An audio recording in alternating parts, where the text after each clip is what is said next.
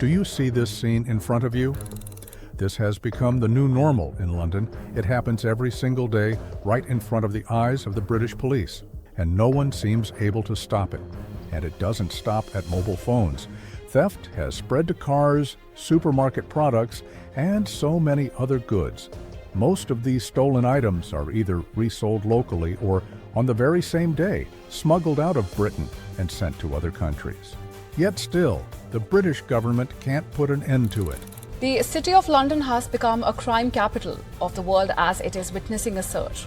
This forces us to face a new phenomenon: theft in a country that's supposed to be a developed nation. A member of the G7 is no longer just petty theft or random crime. The problem has grown. It's become organized, professional, to the point where you feel like you're looking at a criminal corporation with planning, marketing, distribution, a full chain, an organized gang, or rather, organized gangs, that have turned theft from random crimes into a real business. So what exactly does this business look like? Why is Britain unable to stop it? And what happened back in 2014 that made the situation explode to the level we're seeing today?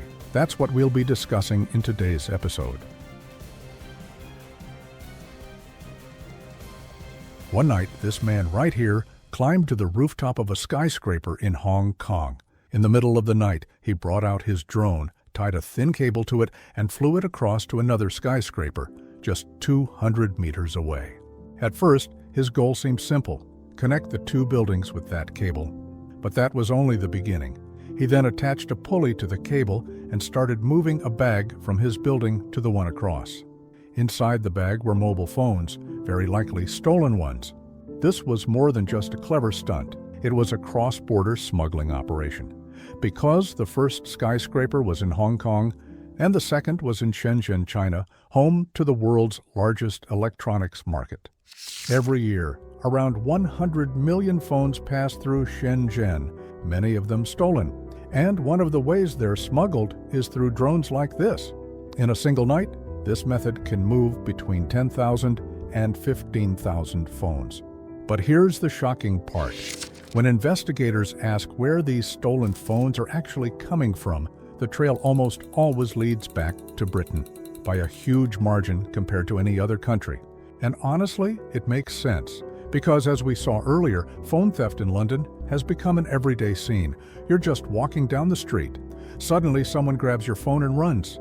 The police won't get it back for you, and within just a few hours, that phone is very likely already outside Britain. And that's when you start to realize why nobody has been able to stop this, and how all of these stolen goods managed to disappear so quickly. Before explaining how we got here, let me share with you some shocking numbers. Because today, London has earned a new title, the theft capital. Just last year alone, around 70,000 phones were stolen in London. That's about a one-third increase compared to the year before. In other words, theft is growing at an alarming rate. On average, a phone is stolen every 7 minutes in London. And according to one insurance report, Britain accounts for nearly 40% of all stolen phones in Europe. That means 2 out of every 5 stolen phones on the continent are stolen in Britain, even though the UK's population is only about 10% of the countries covered in the report, so the scale is massive.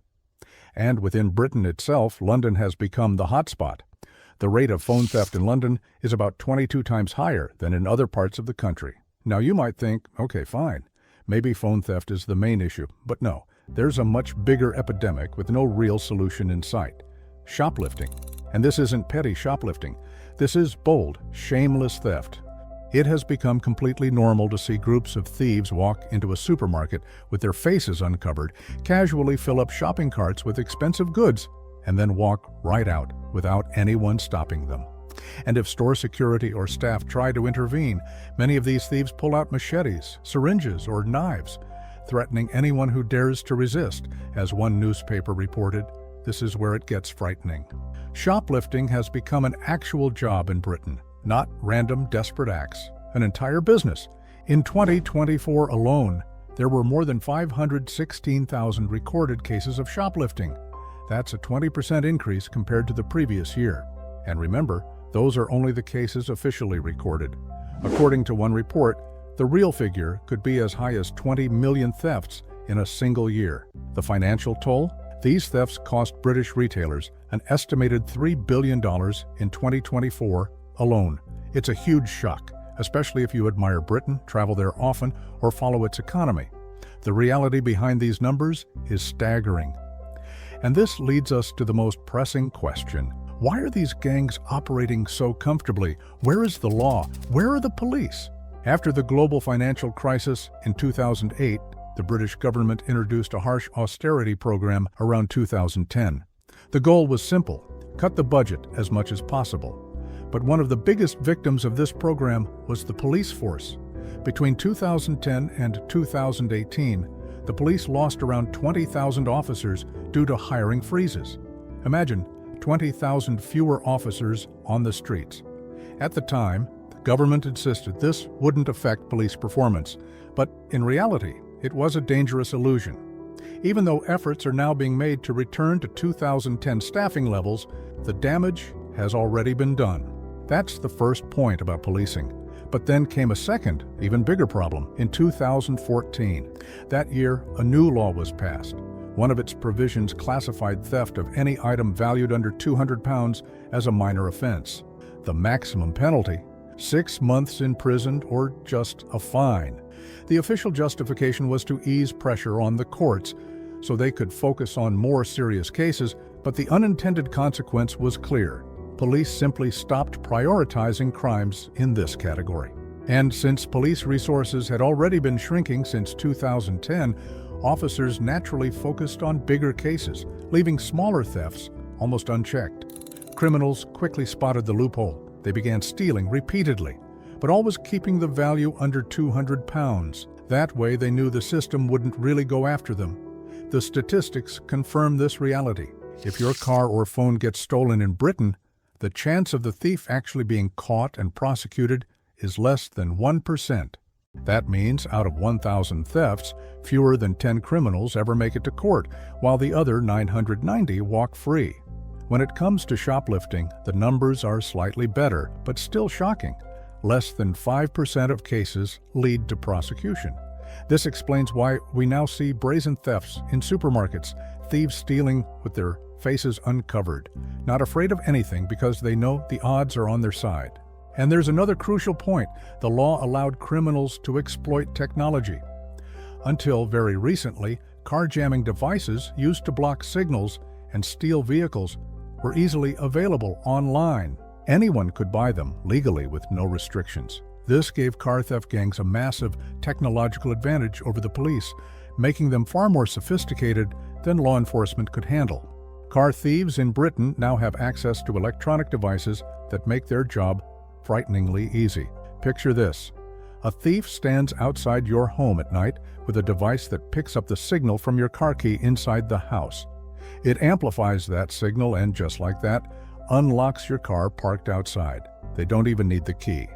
Once inside, the process of disappearance begins immediately. Fake license plates are attached. Jamming devices are switched on to disable any trackers. The car is quickly moved to another location, often across county lines, to avoid police coordination, which is notoriously weak between jurisdictions. From there, another group takes over. These criminals specialize in logistics and export. Within hours, the stolen car is hidden inside a shipping container, buried under falsified paperwork. Then comes a third group tasked with giving the car a completely new identity. Not just forged documents, but even altering the vehicle identification number, chassis numbers, and plates. They essentially rebirth the car. What's most alarming in this entire operation is the speed. From the moment the car is stolen at your doorstep to the moment it's ready for export, the entire process takes less than 1 day. And even if the police were standing right at the port watching a container leave, there's little they could do. Why?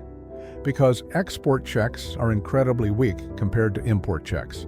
Authorities focus on imports, mainly for fear of drugs entering the country. Exports, on the other hand, receive far less scrutiny. This means only a tiny fraction of containers are ever searched, usually only when there's a confirmed tip-off. Otherwise, they pass through freely. And that's why, over the past decade, car theft rates have exploded. The The theft rate has jumped from 2.7 per 1,000 vehicles to 4.4 per 1,000. In raw numbers, from about 90,000 cars stolen in 2020 to 130,000 cars last year. Yes, 130,000 cars stolen in a single year. And the number keeps climbing. What makes this even more concerning is the efficiency. These operations run like clockwork. Which brings us to the question, who's behind all this? Is it one massive, powerful gang? The truth is no. That would almost be simpler. What actually exists is a highly developed criminal supply chain. Think of it like Amazon or any global corporation with layers of operations. One group steals and delivers the raw product. Another group handles paperwork, forgery, and prepping the car for shipment. A final group manages smuggling and delivery overseas. A full network running with professional precision. And the profits are staggering. Take, for example, a Toyota model worth around £40,000 in Britain. The thieves who steal it from your driveway might earn just £1,500 for the job. But once the car reaches West Africa, it's sold for far more than £40,000 because taxes, tariffs, and scarcity make cars in those markets far more expensive. So just imagine the profits. A car that costs £40,000 brand new in Britain can easily be sold abroad for multiples of that price. And British cars, in particular, are in very high demand across Africa. Official data confirms this. Between 2021 and 2024, about 4 out of every 10 stolen cars intercepted in British ports were on their way to the Democratic Republic of Congo, which, it seems, is serving as a gateway into the larger African market. And that brings us to the real conclusion of today's story. Because in 2025, theft in Britain is no longer about the scenes you see on the streets, not just random opportunists stealing phones or shoplifting groceries. No, it's far bigger than that. These are now organized networks operating openly, with boldness, with carefully designed strategies, and with multiple levels of hierarchy, almost like a global corporation running its own business model. The question is, what happens next? Some say other European countries are already moving in the same direction, that Britain might only be the beginning of a wider trend. So tell me, if Britain, one of the richest and most heavily policed countries in the world, can't contain organized theft, why do some countries with weaker security and fewer police resources not experience the same scale of organized crime? Tell me, what do you think in the comments?